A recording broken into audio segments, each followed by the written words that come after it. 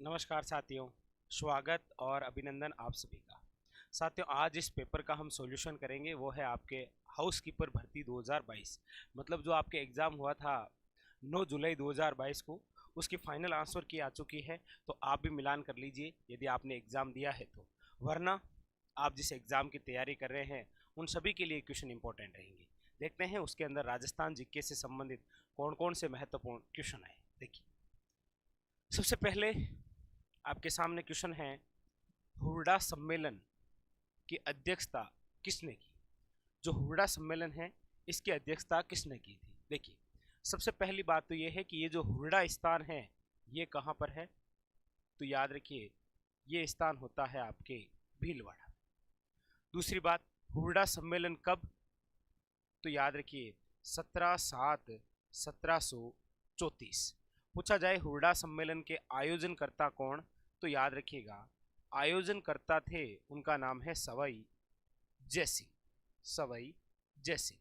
पूछा जाए हुरडा सम्मेलन की रूपरेखा किसने तैयार की, तो याद रखिए हुरडा सम्मेलन की रूपरेखा तैयार करने वाले थे महाराणा संग्राम सिंह सेकंड, और इन्हीं को सर्वप्रथम अध्यक्ष बनाया गया। लेकिन इनकी जब मृत्यु हो गई तो संग्राम सिंह के जो पुत्र हैं जिनका नाम है जगत सिंह सेकंड, उनको बनाया गया था हुरडा सम्मेलन का अध्यक्ष।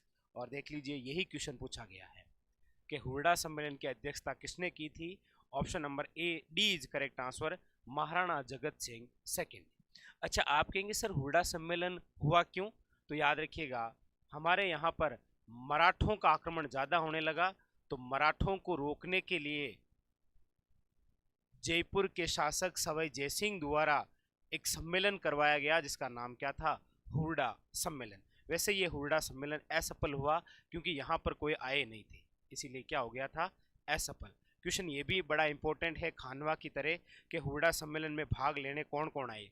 तो जयपुर से तो थे आपके सवाई जयसिंह, मेवाड़ से थे जगत सिंह सेकंड, मारवाड़ से थे आपके अभय सिंह, बीकानेर से थे जोरावर सिंह, यहाँ तक कि नागौर से थे बख्त सिंह। वो सारी बातें, ठीक है। तो यहाँ पर option number D is a correct answer. अगला क्वेश्चन देखिए, क्वेश्चन नंबर है आपके सामने 32, और ये तो प्रसिद्ध क्वेश्चन है जी, लगभग एग्जामों के अंदर आपको देखने को मिल जाता है कि निम्न में से कौन सा किला यूनेस्को की विश्व धरोहर स्थल सूची में शामिल नहीं है। ऐसा कौन सा किला है जो यूनेस्को द्वारा विश्व धरोहर में शामिल नहीं है। आप सब जानते हैं कि यूनेस्को द्वारा जो विश्व धरोहर के अंदर जो किले शामिल किए गए थे, टोटल कितने किले थे, तो आप कहेंगे 6 किले। 6 किले कौन कौन से, तो आप सब ने सुन रखा है, आम, गाजर और चिक्कू। कू से हो जाएगा कुंभलगढ़, ची से आपके चित्तौड़गढ़, रे से रणथंबोर, जे से जैसलमेर सोनार किला जिसे आप बोलते हैं, गा से गागरोन, और आम से आमेर किला। ये 6 किले हैं जिनको शामिल किया गया है किसके अंदर, यूनेस्को द्वारा विश्व धरोहर के अंदर। और कब किया गया, तो 2013।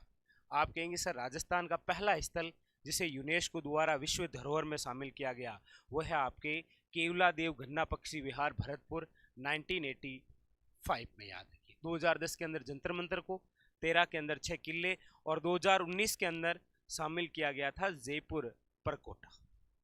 याद रखिए जयपुर परकोटा। और आप कहेंगे सर 2010 के अंदर अमूर्त रूप से अमूर्त स्थल जिसे शामिल किया गया वो है आपके कालबेल या डांस। कौन सा है, कालबेल या नर्ती। ये अमूर्त रूप वाला, बाकी ये सारे कौन से हैं, मूर्त वाले। तो देख लीजिए कौन सा शामिल नहीं है। आप कहेंगे सर अचलगढ़ जो सिरोही के अंदर है ना, ये यूनेस्को द्वारा विश्व धरोहर में शामिल नहीं। अगला क्वेश्चन देखिए, क्वेश्चन नंबर है आपके सामने नेक्स्ट। देखिए क्या पूछा जा रहा है, पूछा जा रहा है जयपुर के किस शासक को, जयपुर के किस शासक को ब्रज निधि, दो उपाधियां हैं बड़ी इंपॉर्टेंट, एक तो है ब्रज निधि और एक उपाधि होती है आपके ब्रजराज। ब्रजराज की जो उपाधि है ये तो है आपके बदन सिंह को, किसको है, याद रखिएगा बदन सिंह को। और जो ब्रज निधि है ये उपाधि है आपके सवाई प्रताप सिंह को। दोनों ही वेरी वेरी इंपॉर्टेंट है, याद रखिएगा दोनों ही वेरी वेरी इंपॉर्टेंट। तो यहाँ पर ब्रज निधि किन्हें कहा गया है, तो याद रखिए सवाई प्रताप सिंह। सवाई प्रताप सिंह जिसके दरबार में 22 कवि 22 दरबारी और 22 ही विद्वान रहा करते थे, जिन्हें गंधर्व 22 कहा गया, याद रखिएगा। वो है आपके कौन? सवाई प्रताप सिंह। नेक्स्ट देखिए अगला क्वेश्चन। क्वेश्चन नंबर है आपके सामने 34। देखिए क्या पूछा जा रहा है। क्वेश्चन नंबर 34 आपसे पूछा जा रहा है। क्वेश्चन नंबर 34 देखिएगा क्या कह रहा है। पूछा जा रहा है निम्नलिखित में से प्रख्यात चरी नृत्यांगना कौन है? चरी नृत्यांगना, मांगीबाई, फलकूबाई, गुलाबो या तीजनबाई। देखिएगा चरी जो नृत्य है, प्रसिद्ध जो नृत्यांगना है वो है फलकूबाई। कौन है? फलकूबाई। और एक और चरी नृत्यांगना है जिनका नाम है सुनीता रावत, याद रखिएगा, सुनीता रावत। ये जो चरी नृत्य है ये कहाँ पर होता है? तो याद रखिएगा किशनगढ़ में। आप कहेंगे कौन सी जाति से संबंधित है? तो याद रखिएगा गुज्जर जाति की महिलाओं द्वारा जब अतिथि सत्कार होता है उस समय ये नृत्य किया जाता है। कौन सा? चरी नृत्य। तो प्रसिद्ध नृत्यांगना कौन? याद रखिएगा फलकूबाई। मांगीबाई को तो आप जानते ही हैं, मांगीबाई भी एक नृत्य की प्रसिद्ध नृत्यांगना है और वो नृत्य कौन सा है? तो याद रखिएगा तेहरे ताली नृत्य। कौन सा है? तेहरे ताली नृत्य। रामदेव जी की आराधना में होता है और इस नृत्य की जो जन्मस्थली है वो है आपके पादरेला गांव पाली। और गुलाबो को तो आप जानते ही हैं, कालबेल या प्रसिद्ध नृत्यांगना। ठीक है, चलिए अगला क्वेश्चन देखिए। क्वेश्चन नंबर है आपके सामने 35। क्या पूछा जा रहा है? देखिए क्वेश्चन नंबर 35 पूछा जा रहा है राजस्थान में स्त्री परिधान पोमचा को कहा जाता है पीला, कंवर जोड़, कटकी या फेटिया। देखिए पोमचा क्या होता है? पोमचा एक ओढ़नी का प्रकार है। क्या है? ओढ़नी का प्रकार। ये पोमचा 3 प्रकार का होता है। देखिए एक तो होता है आपके पीला पोमचा, एक होता है आपके गुलाबी पोमचा और एक होता है चीड़ का पोमचा, चीड़ पोमचा। ये जो पीला पोमचा है ये तो जब पुत्र जन्म लेता है ना तब महिला द्वारा ओढ़ा जाता है, और गुलाबी पोमचा जब घर के अंदर पुत्री जन्म लेती है तो महिला द्वारा ओढ़ा जाता है। और ये जो चीड़ का पोमचा है ये हाड़ौती क्षेत्र के अंदर जो विधवा महिलाएं हैं उनके द्वारा ओढ़ा जाता है। ठीक है, और सर्वाधिक पीला पोमचा जाट जाति की महिलाओं द्वारा ओढ़ा जाता है। तो पोमचा यहां पर क्या है? याद रखिए option number A is correct answer. ठीक है, चलिए अगला क्वेश्चन देखिए। अगला क्वेश्चन है राजस्थान केसरी समाचार पत्र का प्रकाशन किसने प्रारंभ किया? देखिए 3 समाचार पत्र है, राजस्थान केसरी, नवीन राजस्थान और तरुण राजस्थान। राजस्थान केसरी नामक समाचार पत्र 1920, नवीन राजस्थान 1921 और ये 1923। राजस्थान केसरी है विजय सिंह पथिक, विजय सिंह पथिक। नवीन राजस्थान रामनारायण चौधरी, रामनारायण चौधरी। और ये आपके जो तरुण राजस्थान हैं ये है आपके डॉक्टर जे नारायण व्यास। राजस्थान केसरी निकाला गया है वर्धा महाराष्ट्र से, जबकि नवीन राजस्थान और तरुण जो राजस्थान है ये है आपके ब्यावर अजमेर से, ब्यावर अजमेर से। यहाँ पर option number A is correct answer, Vijay Singh Pathik. याद रखिएगा कौन है भाई? विजय सिंह पथिक। नेक्स्ट देखिए अगला क्वेश्चन देखिए। क्वेश्चन नंबर नेक्स्ट आपके सामने 37। ये लीजिए, देखिए क्या पूछा जा रहा है। क्वेश्चन नंबर 37 आपसे पूछा जा रहा है हल्दी घाटी के युद्ध में महाराणा प्रताप ने अपनी राजधानी कहाँ स्थापित की थी? बड़ा इंपॉर्टेंट। हल्दी घाटी युद्ध के बाद में, हल्दी घाटी युद्ध कब हुआ था? 1576। उसके बाद में महाराणा प्रताप ने अपनी राजधानी कहाँ पर स्थापित की? तो आप सब जानते हैं कि 1576 के अंदर हुआ हल्दी घाटी, 1582 के अंदर हुआ दिवेर का युद्ध, और 1585 के अंदर जिस स्थान को जीता था वो है चावंड, और इसी चावंड को अपनी क्या बनाई थी, याद रखिएगा, राजधानी। महाराणा प्रताप के बारे में देखिए, 1540 के अंदर इनका जन्म हुआ, 1572 के अंदर इनका राज्य अभिषेक हुआ, और 1597 के अंदर इनकी मृत्यु हो गई। 1576 में इन्होंने क्या किया, हल्दी घाटी, 1582 में क्या किया, दिवेर का युद्ध, और 1585 के अंदर इन्होंने किसको राजधानी बनाई थी, याद रखिएगा, चावंड। चावंड है आपके उदयपुर। ठीक है, चलिए अगला क्वेश्चन देखिए। क्वेश्चन नंबर है आपके सामने 38। क्या कह रहा है, ये देखिए, पूछा जा रहा है आपको गणगौर किस महीने में मनाई जाती है। देखिएगा, गणगौर नाम से पता चल रहा है गण और घोर। गण का तात्पर्य है शिव और घोर का तात्पर्य है पार्वती, मतलब शिव और पार्वती की पूजा होती है।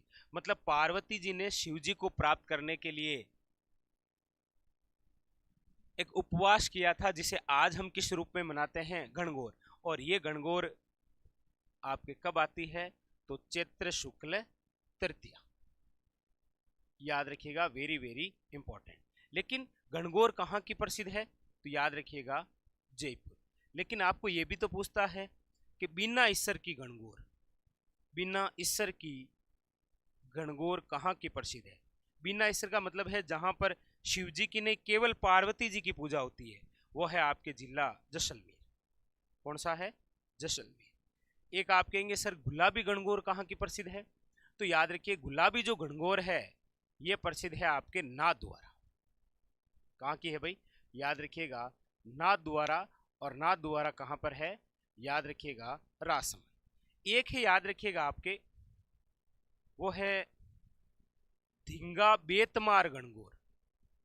धिंगा बेतमार गणगौर, जिसे बोलते हैं कुंवारों की गणगौर, ये है आपके जोधपुर की। ये कहाँ की है, जोधपुर की। और एक है धिंगा गणगौर, याद रखिएगा, और वो है आपके उदयपुर की प्रसिद्ध। तो ये कुछ गणगौर है जहां से आपके एग्जाम के लिए क्वेश्चन बनता है। यहां पर option number D is correct answer. कौन सा, चैत्र। अगला क्वेश्चन देखिए, क्वेश्चन नंबर आपके सामने 39। पूछा गया है सैंधव सभ्यता के किस स्थल से हमें जुतते हुए खेत के साक्ष्य मिले। कौन से खेत हैं, जुतते हुए खेत। अब जुतते हुए खेत पूछे या फिर दोहरे जुतते हुए खेत। दोहरे जुतते हुए खेत का मतलब है एक साथ दो फसल, और ये जानकारी हमें कहां से मिलती है, याद रखिएगा, कालीबंगा से। अब कालीबंगा के बारे में तो आप सब जानते ही हैं, ये हनुमानगढ़ के अंदर है, घग्गर नदी के किनारे है। यहाँ से जुतते हुए खेत के साक्ष्य के अलावा यहाँ पर भूकंप के साक्ष्य मिले, और यहाँ तक कि 7 हवन कुंड मिले, जिसे आप बोलते हैं अग्निवेदिका। ये है आपके कौन सा, कालीबंगा। और कालीबंगा का शाब्दिक अर्थ है काली चूड़ियां, याद रखिएगा, क्या है, काली चूड़ियां। क्लियर। अगला क्वेश्चन देखिए, क्वेश्चन नंबर आपके सामने 40। पूछा गया है उस्सा मस्जिद कहाँ है। बहुत शानदार क्वेश्चन, उस्सा मस्जिद कहाँ पर है बताइए। अब देखिए, यहाँ पर उस्सा मस्जिद है, यहीं पर आपके उस्सा मंदिर है, यहीं पर आपके गंगा मंदिर है, और ये कहाँ पर है, तो सारे के सारे स्थान है आपके बयाना में, याद रखिए। Option number D is correct answer. और बयाना कहाँ पर है, तो याद रखिएगा, भरतपुर। बयाना कहाँ पर है, वेरी वेरी इंपॉर्टेंट, याद रखिएगा, भरतपुर में। बयाना जो है यहाँ पर भीमलाट बना हुआ है, और ये जो भीमलाट है इसे ही कहा जाता है आपके राजस्थान का प्रथम विजय स्तंभ। राजस्थान का प्रथम विजय स्तंभ मतलब प्रथम विक्ट्री टावर, वो आपके कौन सा है, भीमलाट, जिसका निर्माण समुद्रगुप्त काल के समय करवाया गया। कहाँ पर है ये, बयाना, भरतपुर। ठीक है। अगला क्वेश्चन देखिए, क्वेश्चन नंबर 41 आपके सामने, ये लीजिए, देखिए क्या पूछ रहा है। क्वेश्चन नंबर 41, 1857 के विद्रोह की शुरुआत के समय उदयपुर में ब्रिटिश रेजिमेंट कौन थे। उदयपुर की बात है, मेवाड़। तो आप सब जानते हैं कि 1857 के समय मेवाड़ के जो शासक थे उनका नाम तो है स्वरूप सिंह। कौन है? स्वरूप सिंह। और मेवाड़ के जो एजेंट हैं, जिसे आप बोलते हैं पीए, पॉलिटिकल एजेंट, वो है आपके कैप्टन सावर्स। कौन है? याद रखिएगा, captain showers. Option number D is a correct answer. Clear? और ये 1857 के समय की बात है। क्लियर? तो शासक स्वरूप सिंह और पॉलिटिकल एजेंट कौन? याद रखिएगा, कैप्टन सावर्स। अगला देखिए, क्वेश्चन नंबर आपके सामने 42। ये लीजिए, क्या पूछा जा रहा है? क्वेश्चन नंबर 42 आपके सामने, कू क्या है? अब यहां पर आप कू बोल सकते हैं या फिर टापरा। कू या टापरा क्या है? तो आप कहेंगे सर ये है आपके भील जनजाति का घर। भील जनजाति के जो घर होते हैं ना, उनको क्या बोलते हैं? कू या फिर टापरा। Option number C is correct answer. अगला क्वेश्चन देखिए, क्वेश्चन नंबर आपके सामने 43। देखिए,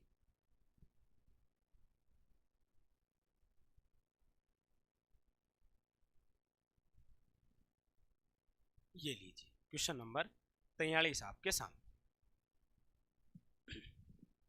क्या पूछा जा रहा है? पूछा जा रहा है पृथ्वीराज तृतीय मोहम्मद घोरी के मध्य कितने युद्ध लड़े गए? पृथ्वीराज तृतीय और मोहम्मद घोरी के मध्य कितने युद्ध लड़े गए? 5, 3, 2 या 1? तो आप सब जानते हैं कि इन दोनों के मध्य तराइन के 2 प्रसिद्ध युद्ध हुए थे। तराइन का फर्स्ट और तराइन का सेकेंड। फर्स्ट लड़ा गया था 1191 ईस्वी में और सेकेंड 1192 ईस्वी, इन दोनों के मध्य। फर्स्ट के अंदर विजय हुए थे कौन? पृथ्वीराज तृतीय। और सेकंड के अंदर विजय कौन हुए थे? तो याद रखिएगा, मोहम्मद घोरी। मतलब कितने युद्ध लड़े गए? 2। Option number C is correct answer. Clear? अगला देखिए, क्वेश्चन नंबर है आपके सामने 44। क्या पूछा जा रहा है? पूछा जा रहा है कि निम्नलिखित में से कौन सा, एक तरफ तो पुरातात्विक स्थल है और एक तरफ उत्खनन करता दे रखे, पूछ रहा है कौन सा सुमेलित नहीं है। क्वेश्चन नंबर 44 देखिए, सबसे पहले आहड़, आहड़ HD सांखलिया, ठीक है, कोई दिक्कत है नहीं। बागुर VN मिश्र, ठीक है। पेराट, हाँ, दयाराम शाहनी। ये जो ओजियाना स्थान है ना, इनके KN पुरी नहीं है, पूरा नाम है ये केदारनाथपुरी, और ये इनसे संबंध नहीं है, याद रखिएगा। Option number B. तो देखिए, कालीबंगा का भी क्वेश्चन आया यहाँ से, और एक बार फिर पुरातात्विक स्थल से आया। एक बार ये पुरातात्विक स्थल दे रखे हैं और सामने उत्खनन करता और पूछ रहा है कौन सा सुमेलित नहीं है। तो ओजियाना के सामने जो KN पुरी है, ये सुमेलित नहीं है, ठीक है। Option number B is a correct answer. अगला क्वेश्चन देखिए, क्वेश्चन नंबर आपके सामने है 45। देखिए क्या कह रहे हैं, लोक देवता घोगा जी किस शासक के समकालीन थे? लोक देवता जो घोगा जी हैं, ये किसके समकालीन थे? आप सब जानते हैं, वो है आपके महमूद गजनवी। कौन है? महमूद गजनवी। लोक देवता जो घोगा जी हैं, इनका जन्म कहाँ हो रखा है? तो आप सब जानते हैं कि सर इनका जन्म हो रखा है देद्रेवा चूरू में। कहाँ पर हो रखा है? देद्रेवा चूरू में। इनका जो प्रसिद्ध मंदिर है वो कहाँ पर है? तो आप कहेंगे गोगामेड़ी। गोगामेड़ी, नोहर, हनुमानगढ़, ठीक है। वेरी वेरी इंपॉर्टेंट, याद रखिए। तो महमूद गजनवी, और महमूद गजनवी ने ही गोगा जी को क्या कहा था? साक्षात देवता। साक्षात देवता, जिसको हमने मॉडिफाई करके क्या बना दिया है? जहार पीर। अब हम कहने लगे Jahar Pir. Option number C is correct answer, याद रखिएगा, महमूद गजनवी। अगला देखिए, क्वेश्चन नंबर है आपके सामने 46, बहुत इंपॉर्टेंट। और देखिए बहुत अच्छे अच्छे क्वेश्चन आए। हाउस कीपर का ये पेपर है, लेकिन क्वेश्चन अच्छे लेवल के थे। देखिए, राजस्थान में सित्ताबाड़ी का मेला, कौन सा? सित्ताबाड़ी का मेला कहाँ भरता है? तिलवाड़ा, नोखा, केलवाड़ा या कोलायत? तो देखिए, सित्ताबाड़ी का जो मेला है वो भरता है 12 के अंदर। कहाँ पर भरता है? 12 में। और ये सेहरिया जनजाति का कुंभ है। सेहरिया जनजाति का कुंभ से बोलते हैं। तो आप कहेंगे सर फिर ऑप्शन में से तो एक ही ऑप्शन है जो 12 में है, और वो है आपके केलवाड़ा, याद रखिए। तिलवाड़ा तो बाड़मेर के अंदर है, यहाँ पर तो राव मलिनाथ का पशु मेला भरता है, ठीक है। तो यहाँ पर option number C is a correct answer. Next question देखिए, क्वेश्चन नंबर है आपके सामने 47। क्या कह रहा है देखिए, क्वेश्चन नंबर है आपके सामने 47। अधोलिखित में से एक तरफ वाद्य यंत्र के प्रकार हैं और एक तरफ वाद्य यंत्र दे रखे हैं, पूछ रहा है असंगत कौन सा है। देखिएगा, तत्वाद्य यंत्र इकतारा, ठीक है, कोई दिक्कत नहीं। सुशीर वाद्य यंत्र अलगोजा है, घन वाद्य यंत्र खड़ताल है, और अवनद वाद्य यंत्र झंतर नहीं है। Option number D. अब देखिए कैसे, तत्वाद्य यंत्र का मतलब होता है ऐसे वाद्य यंत्र जिसमें तारों के माध्यम से स्वर आते हैं।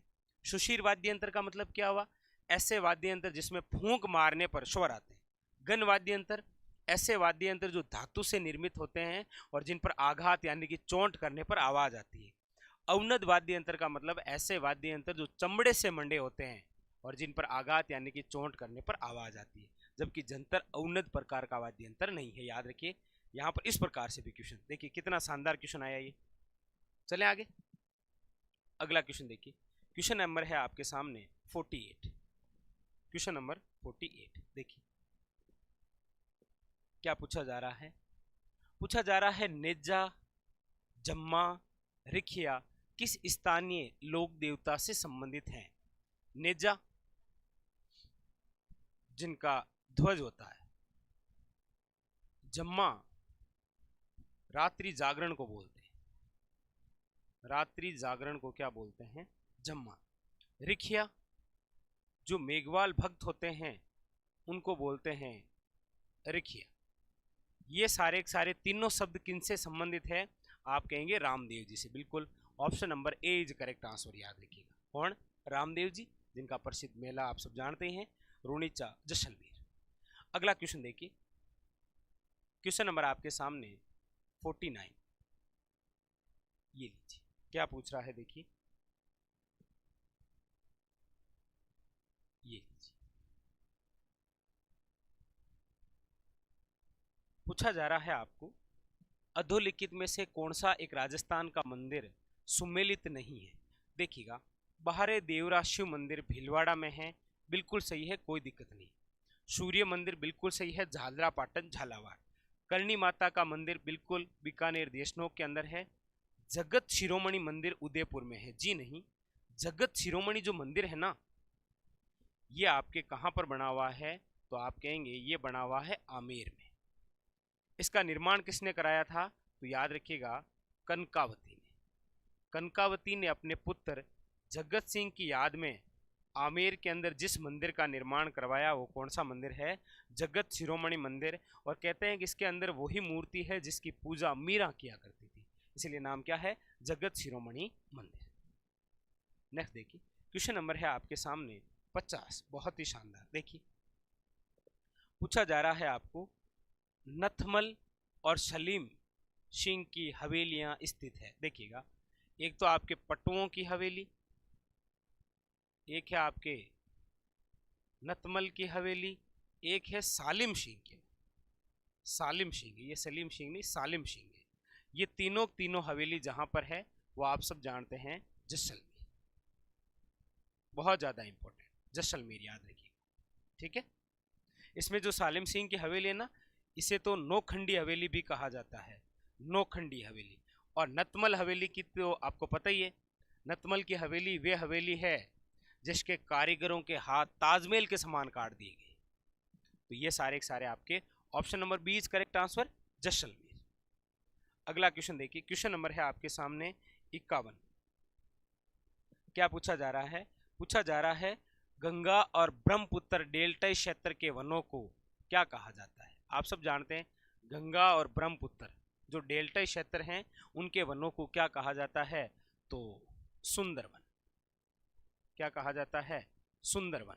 यहाँ पर किस प्रकार के वन पाए जाते हैं, तो मैंग्रोव वन, और सबसे मैंग्रोव वन नाम है सुंदरी। ऐसा भी पूछा जा सकता है, सुंदरी नामक मैंग्रोव वन कहाँ पाए जाते हैं, सुंदरवन। और सुंदरवन डेल्टा, गंगा और ब्रह्मपुत्र। याद रखिए, गंगा और ब्रह्मपुत्र डेल्टा क्षेत्र में कौन से वन हैं? सुंदरवन डेल्टा है ना, वही है ये बंगाल की खाड़ी वाला, वहां पर पाए जाते हैं सुंदरवन, जिनको क्या बोला जाता है? मैग्रोवन, और वनस्पति है सुंदरी। अगला देखिए, क्वेश्चन नंबर है आपके सामने 52। क्या कह रहा है? क्वेश्चन नंबर 52 ये लीजिए, देखिए पूछा जा रहा है आपको, निम्नलिखित में से कौन सा, एक तरफ रेगिस्तान है और एक तरफ स्थान है, पूछा जा रहा है, सुमेलित नहीं है। देखिए, कालाहारी, पेटागोनिया, ग्रेट सैंडी और किजिलकुम।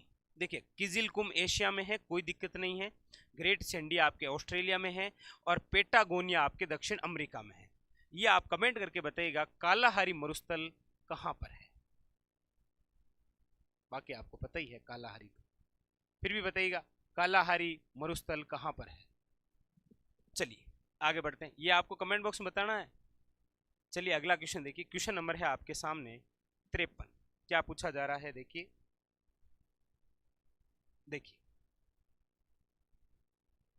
क्वेश्चन नंबर है आपके सामने 53।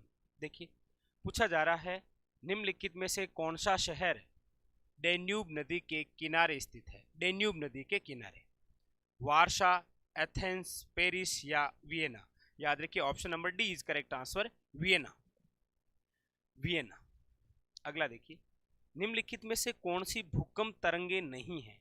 ऐसी कौन सी तरंगे हैं जो भूकंप तरंगे नहीं है? ऑप्शन नंबर है आपके सामने डी। याद रखिएगा, वी प्रकार की जो तरंगे हैं वो भूकंप तरंगे नहीं है। ठीक है, बाकी हमारे राजस्थान जीके में यही होता कि भूकंप के साक्ष्य कहाँ से मिले? कालीबंगा से। ठीक है, अब देखिए क्वेश्चन और भी है राजस्थान जीके के, जैसे देखिए क्वेश्चन नंबर आपके सामने 55, ये रहा आपके सामने, देखिए ये रहा, बहुत अच्छा क्वेश्चन। कर्क रेखा नहीं गुजरती है, बहुत ही शानदार क्वेश्चन है भाई। कर्क रेखा नहीं गुजरती है, ऑप्शन है पश्चिम बंगाल, गुजरात, मध्य प्रदेश और ओडिशा। कर्क रेखा कहां से नहीं गुजरती है? तो देखिए इसके लिए एक ट्रिक याद रखिएगा, कौन सी? राम के 36 मित्र बंगाल जार गुजरे, बंगाल जार गुजरे। राम के 36 मित्र बंगाल जार गुजरे, कहां पर जाकर गुजरे? बंगाल जाकर। देखिए, रा से राजस्थान, मे से मध्य प्रदेश, छत्तीसगढ़, मिजोरम, त्रिपुरा, पश्चिम बंगाल, झारखंड और गुजरात। देख लीजिए, 1 2 3 4 5 6 7 और 8, और कर्क रेखा भारत के 8 राज्यों से गुजरती है, भारत के 8 राज्यों से, और बिल्कुल भारत के मध्य से गुजरती है। तो राम के 36 मित्र बंगाल जार गुजरे, कौन सा शामिल नहीं है? आप कहेंगे सर ओडिशा नहीं है, ऑप्शन नंबर डी। अगला क्वेश्चन देखिए, बहुत अच्छा क्वेश्चन था ये। क्वेश्चन नंबर है आपके सामने 56। क्या पूछा जा रहा है? निम्नलिखित में से किस जिले में अंतर्राष्ट्रीय और अंतर्राज्यीय सीमा दोनों है? देखिएगा, ये हमारा राजस्थान, ठीक है, इसमें 2 जिले, एक तो है आपके यहाँ श्री गंगानगर और यहाँ पर है आपके बाड़मेर। अब क्या है कि श्री गंगानगर इधर से तो सीमा लगाता है पाकिस्तान के साथ में, इधर लगाता है पंजाब के साथ, ये भी इधर पाकिस्तान के साथ में, इधर गुजरात के साथ में। मतलब राजस्थान के 2 ऐसे जिले हैं जो अंतर्राष्ट्रीय और अंतर्राज्यीय दोनों प्रकार की सीमा लगाते हैं। अब इन दोनों में से ऑप्शन में कौन सा है? आप कहेंगे sir option number B is correct answer, Barmer, क्योंकि गंगानगर है नहीं, बाड़मेर, ऑप्शन नंबर बी। ये लीजिए, क्वेश्चन नंबर है आपके सामने 57। देखिए क्या पूछा जा रहा है? पूछा जा रहा है सोरसान घास के मैदान किस जिले में है? अब देखिए इस क्वेश्चन को आप ऐसे सोल्व करिए, आप सब जानते हैं कि गोडावण है, गोडावण पक्षी, और इस गोडावण पक्षी के लिए हमारे राजस्थान के 3 स्थल बड़े प्रसिद्ध हैं। एक तो है राष्ट्रीय मरु उद्यान, ठीक है, एक है आपके सोरसेन, सोरशेन 12 और एक है आपके सांखलिया अजमेर। यही तो स्थान प्रसिद्ध है और गोडाउन के लिए तीनों स्थान प्रसिद्ध है। ठीक है, यहां पर पूछा जा रहा है सोरशान घास के मैदान, यही है सोरशेन 12 वाला। Option number C is correct answer. केवल बस ऐसे पूछ के आपको कंफ्यूज कर दिया, बाकी सोरशेन घास के मैदान सोरशेन 12 में ही है जहां पर गोडाउन पक्षी ठहरते हैं। ठीक है, अगला देखिए क्वेश्चन नंबर है आपके सामने 58। देखिएगा क्या पूछा जा रहा है, निम्नलिखित में से कौन सा एक तरफ खनिज है और एक तरफ उत्पादक जिला है, पूछ रहा है, सही सुमेलित नहीं है। देखिए टंगस्टन बिल्कुल ठीक है, कोई दिक्कत नहीं है, डेगाना नागौर। गार्नेट या तांबड़ा जिसे आप बोलते हैं टोंक, कोई दिक्कत नहीं है। वोलेस्टोनाइट आप कहेंगे सर शिरोई, तो जो ऑप्शन सी है वो आपके क्या है, असंगत, क्योंकि फ्लेशपार तो आपके हो जाएगा अजमेर। ठीक है, और फ्लोरस्पार है वेरी वेरी इंपॉर्टेंट, ये है मांडों की पाल, और मांडों की पाल कहां पर है, डूंगरपुर में। ये कहां पर है, डूंगरपुर।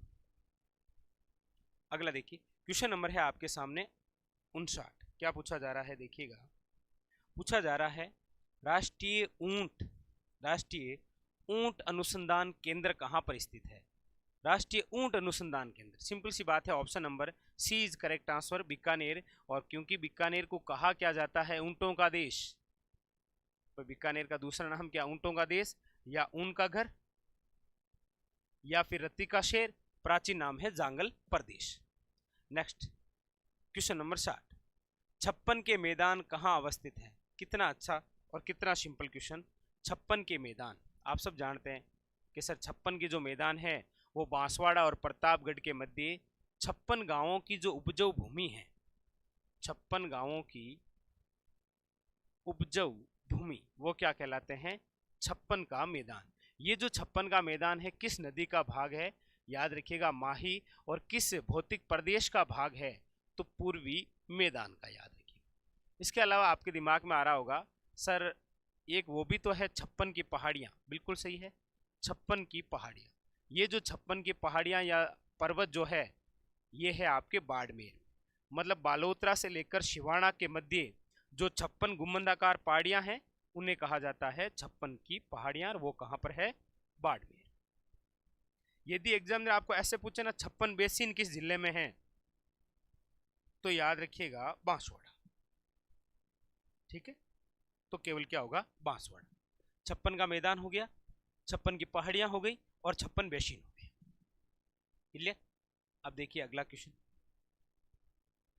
जीके के अच्छे अच्छे क्वेश्चन थे, और क्वेश्चन लगभग वही जो आपको हर एग्जाम में देखने को मिलते हैं। देखिए क्वेश्चन नंबर आपके सामने है, इधर देखिए 61, निम्नलिखित में से कौन सी चोटी दक्षिण अरावली श्रृंखला में अवस्थित नहीं है। बहुत शानदार क्वेश्चन, बताइए निम्नलिखित में से कौन सी चोटी दक्षिण अरावली, देखिएगा ये हमारा राजस्थान, इसके अंदर ये अरावली, ये हो गई दक्षिण अरावली, ये मध्य अरावली, और ये उत्तरी अरावली। देखिएगा शेर शिरोई में है, दिलवाड़ा सिरोही में है, कमलनाथ उदयपुर में है। ये तीनों चोटियां तो आपके कहाँ, दक्षिण अरावली में। इसमें जो बिलाली है ना, जिसकी ऊंचाई 775 मीटर है, ये अलवर में है। और अलवर कहाँ है, आप कहेंगे सर यहाँ, और वो किसका भाग है, उत्तरी अरावली का, ना कि दक्षिण अरावली का, याद रखिएगा। ये जो शेर है 1597 मीटर इसकी ऊंचाई है, और ये कहाँ पर है, शिरोई में। ये जो दिलवाड़ा है 1442 मीटर, ये भी शिरोई में। और कमलनाथ 1001, ये कहाँ पर है, उदयपुर में। तो जो नहीं है वो है आपके बिलाली, क्योंकि बिलाली अलवर में है, और ये उत्तरी अरावली का भाग है, ना कि दक्षिण अरावली। कितना शानदार क्वेश्चन था। चलिए अगला क्वेश्चन देखिए, क्वेश्चन नंबर है 62। एक तरफ स्थान दे रखे हैं और सामने दे रखी है उस स्थान से निकलने वाली नदी। पूछ रहा है कौन सा सुमेलित नहीं है। देखिए जानापाव की पहाड़ियां चंबल, कोई दिक्कत नहीं है, महू जिला एमपी। नाग पहाड़ियां अजमेर लूणी निकलती है, गोगुंदा उदयपुर बेड़च निकलती है, ठीक है। बिजराल की पहाड़ियां बनास नहीं हैं, बिजराल की पहाड़ियां राजसमंद है और यहाँ से निकलती है खारी, क्योंकि बनास आती है खमनोर की पहाड़ियों से। वहां से आती है खमनोर की पहाड़ियां, ये भी राजसमंद। Option number D. अगला देखिए, क्वेश्चन नंबर है आपके सामने 63, बहुत ही शानदार क्वेश्चन। देखिए क्या पूछा जा रहा है। पूछा जा रहा है आपके सामने, निम्नलिखित में से एक तरफ दे रखे हैं आपके संरक्षण रिजर्व है, जिसे आप बोलते हैं संरक्षित क्षेत्र, जिसे आप बोलते हैं कंजर्वेशन रिजर्व है।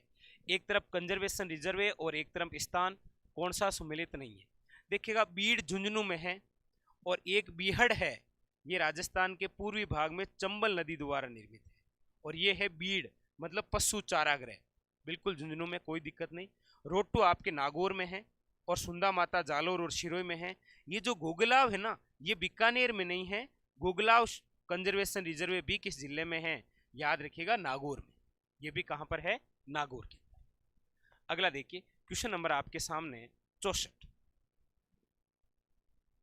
क्या पूछा जा रहा है, राजस्थान में राज्य की प्रथम वन नीति किस वर्ष घोषित की गई थी। आप सब जानते हैं राजस्थान की प्रथम वन नीति 2010। Option number C is a correct answer, याद रखिएगा। अगला और अंतिम क्वेश्चन, राष्ट्रीय महिला आयोग की अध्यक्ष कौन है। राष्ट्रीय महिला आयोग की अध्यक्ष कौन है, आप सब जानते हैं। ऑप्शन नंबर, या आप ही बताएंगे, राष्ट्रीय महिला आयोग के अध्यक्ष कौन है भाई। बिल्कुल ठीक है, रेखा शर्मा। कौन है, रेखा शर्मा। जबकि राज्य महिला आयोग के अध्यक्ष कौन है, तो आप सब जानते हैं। चलिए ये आप कमेंट करके बताइएगा, राजस्थान राज्य महिला आयोग की अध्यक्ष कौन है। अभी बनी थी, आपके एग्जाम में भी आया था एक, याद रखिएगा। ये आपको 2 कमेंट करके बतानी, एक तो कालाहारी और एक ही, ठीक है। तो ये थे आपके कुछ महत्वपूर्ण क्वेश्चन जो आपके, हाँ बिल्कुल, तो ये आपके एग्जाम के लिए बहुत उपयोगी रहेंगे, याद रखिएगा। हाउस कीपर का जो एग्जाम हुआ उसके अंदर ये सारे महत्वपूर्ण क्वेश्चन आए। फिर मिलेंगे इसी प्रकार एक नए सेशन के साथ, तब तक के लिए धन्यवाद।